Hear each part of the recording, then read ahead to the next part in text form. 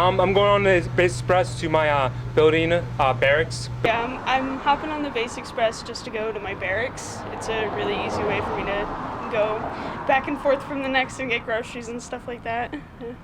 I'm about to get on the bus to go to my barracks where I live. Whenever I go grocery shopping in the commissary, I take the Base Express during the weekends too. Helps me a lot just getting back to my barracks just because it's a 2-mile walk. So it just helps a lot with bringing all these groceries with me. Yes, so I use it to get to Walmart to buy stuff that I can't buy at the next. I rode the light rail because it's very, very convenient for me. It gets me there in no time. Today I am heading into work. I normally take the Tide every day to work, every day.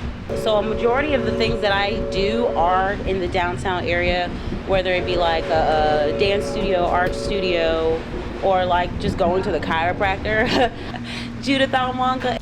My name is Josephine. Hi, I'm Richard. I'm Abigail. Hi, I'm Melanie. And that's why.